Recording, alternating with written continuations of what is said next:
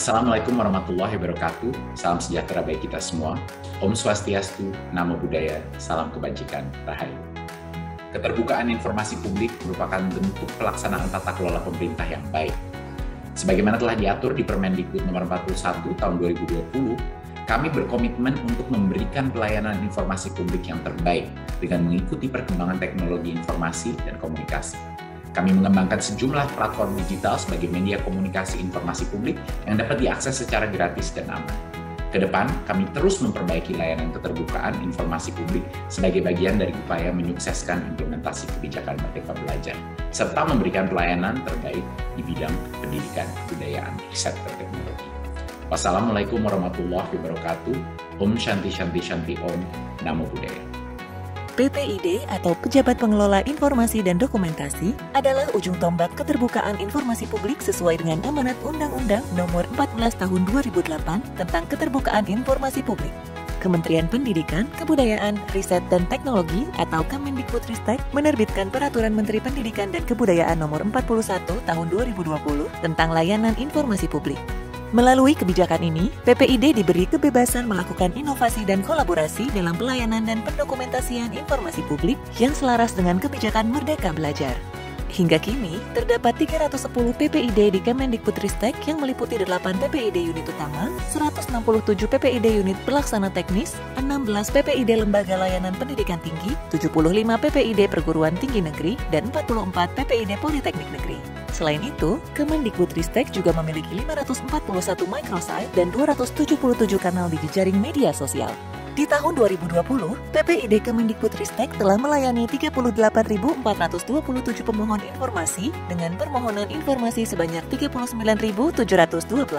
Selama tahun 2021 sampai dengan bulan Agustus, kebijakan Merdeka Belajar yang diluncurkan Kemendikbudristek meliputi program Sekolah Penggerak, SMK Pusat Keunggulan, KIP Kuliah Merdeka, perluasan program beasiswa LPDP, Kampus Merdeka Vokasi, Sekolah Aman Berbelanja bersama Siplah, dan Merdeka Berbudaya.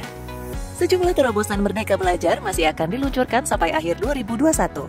Berbagai informasi kebijakan Merdeka Belajar ini dapat diakses di laman kemdikbud.go.id, laman mikro masing-masing kebijakan, dan media sosial. Kemendikbudristek secara aktif melakukan kegiatan diseminasi informasi terkait kinerja, layanan dan kebijakan atau program pendidikan, kebudayaan, riset dan teknologi melalui acara virtual peluncuran kebijakan, siaran pers, penerbitan infografis, videografis, dan soal sering ditanya, serta bincang pendidikan yang dihadiri para insan pers dan webinar silaturahmi Merdeka Belajar yang menghadirkan informasi terkini setiap minggunya dengan dihadiri masyarakat umum serta pemangku kepentingan. Segala informasi tersebut diunggah melalui berbagai kanal laman resmi, media sosial, dan media eksternal. Berbagai inovasi terus dilakukan demi meningkatkan pelayanan informasi kepada publik. Inovasi tersebut antara lain perizinan siswa, perizinan satuan pendidikan kerjasama, sistem penyaluran dana BOS, Kamus Besar Bahasa Indonesia Disnetra, data pokok kebahasaan dan kesastraan, laboratorium kebinekaan bahasa dan sastra, serta sistem informasi perbukuan Indonesia dan sebagainya. Di tengah pandemi, layanan informasi yang akurat tentu menjadi kebutuhan yang mutlak. Kemendikbudristek melakukan berbagai inovasi mulai dari laman bersama hadapi corona, sistem informasi kesiapan belajar mengajar satuan pendidikan di masa pandemi COVID-19, bahan belajar yang dapat diakses melalui rumah belajar, guru belajar dan berbagi, ayo coba asesmen kompetensi minimum, uji kemahiran bahasa Indonesia daring, hingga gelaran virtual seperti jelajah museum virtual, tur virtual arkeologi, pameran virtual Hardiknas 2021, dan Pekan Kebudayaan Nasional 2021 yang akan diselenggarakan secara virtual. Selain inovasi-inovasi ini, Kemendikbudristek juga melakukan kolaborasi dengan berbagai pihak. Dalam hal penyediaan informasi, Kemendikbudristek bekerjasama dengan Yayasan Mitra Netra mengembangkan Kamus Besar Bahasa Indonesia bagi Disabilitas Netra atau KPBI Disnetra. Bekerja sama dengan Seameo, Regional Open Learning Center dalam pengembangan aplikasi kursus daring. Kemendikbudristek juga menghadirkan sistem informasi data kerjasama pendidikan vokasi atau Sikermadiksi untuk memudahkan penjaringan data kerjasama antara Kemendikbudristek dengan dunia usaha, dunia industri, dan dunia kerja.